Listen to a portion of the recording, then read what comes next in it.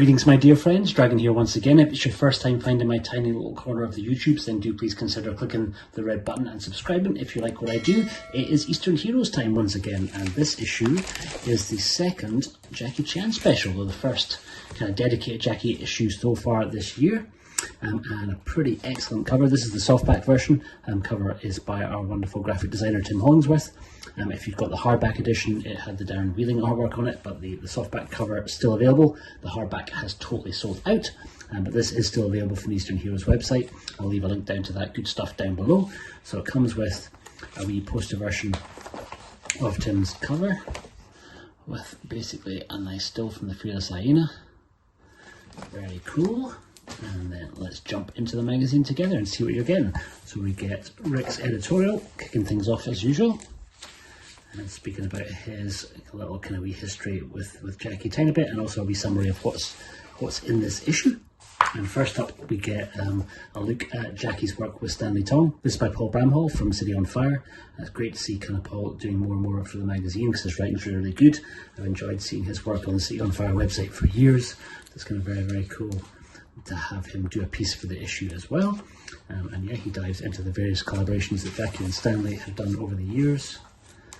A very great way to kick the issue off. To get us through CZ12, Kung Fu Yoga, obviously Super Cop, Police Story, Vanguard, on to Ride On. Then Thorsten Bruce gives us a quite unusual take for an article, but very relevant given that Ride On's come out, of Jackie's relationship with horses. Jackie had notoriously had a bit of a fear of horses for quite a long time, and then overcame that fear around the time of Shanghai Noon. And so Thorsten is taking a little look at Jackie's relationship with his four-legged friends over the years, which is pretty cool. Brings us right up to date with Ride On again.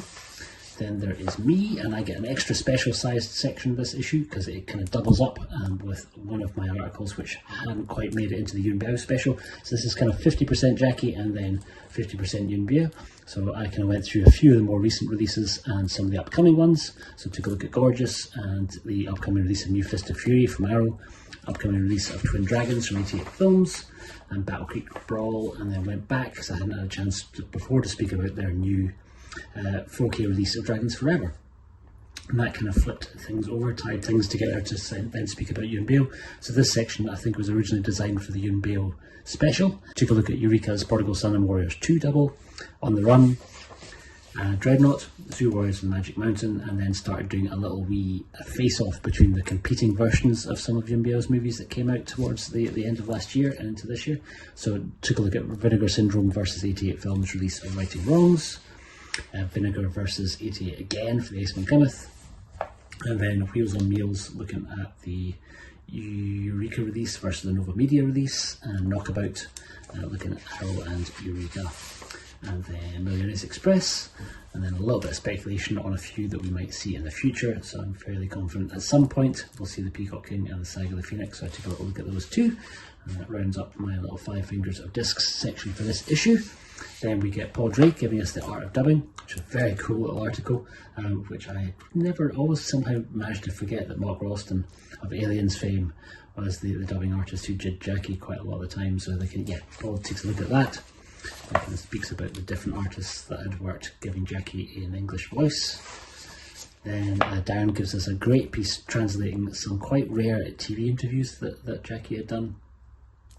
I think he was able to kind of get these in about early 2000s, but I think the actual interviews from the late 70s is basically Jackie and Raymond Wong being interviewed by a musician who used to have her own show, Dinah Shore. She was that kind of former singer turned TV host, and so she essentially had interviewed them both, and that's a wee transcript of that interview, which is very, very cool. And along with some great pictures from Darren's archives as well, some kind of pretty rare shots of Jackie. It's a kind of great little piece, and then a separate section with Don Meredith as well. Very cool indeed. Then Michael Nisbet takes a look at some of the Japanese movie pamphlets that are still in production now. Most other countries have fallen away from the idea of doing a kind of pamphlet for every movie release that comes to the cinema.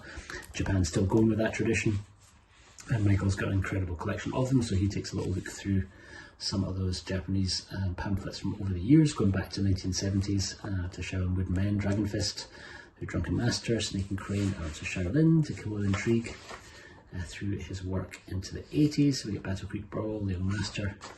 These are very, very cool to see, and very nice to actually see them properly scanned and looking great. The artwork always really interesting in those little Japanese little brochures. Into the 90s, we get Police Story 3, and Drunken Master 2. Up to some of his American releases when they played in Japan, so we get Shanghai Noon, Rush Hour 3, and Medallion, Accidental Spy, and then on into his noughties work, so we get Kung Fu Panda, the Shinjuku Incident, right the way up to Chinese Zodiac, Kung Fu Yoga, Police Story Reborn.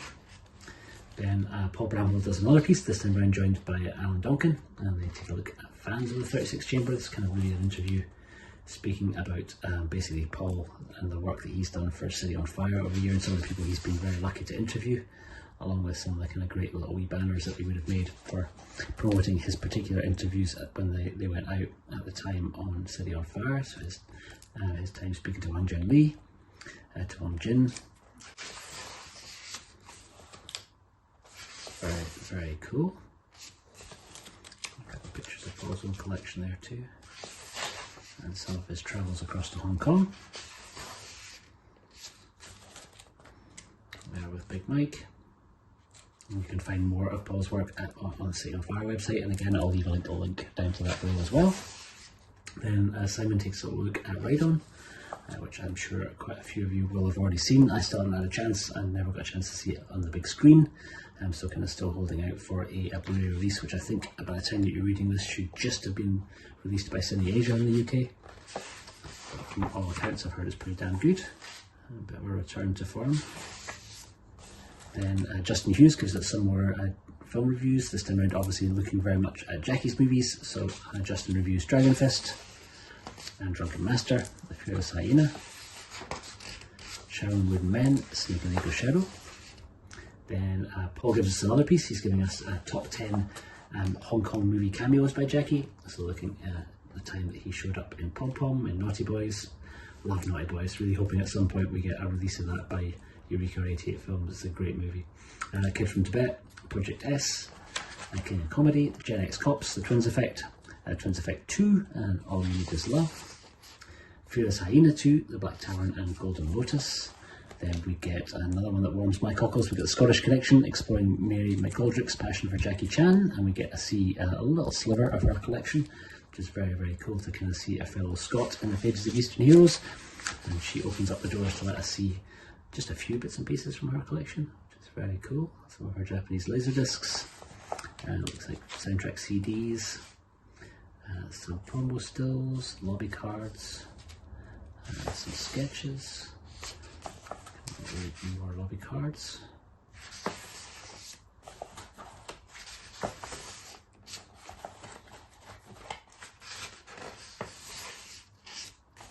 Very, very cool indeed. And that rounds out your Jackie special.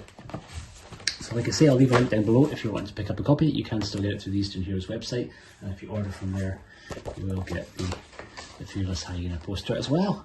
But thank you so much for joining me for this. I've been the Fanatical Dragon. I will see you on the next one. Take care.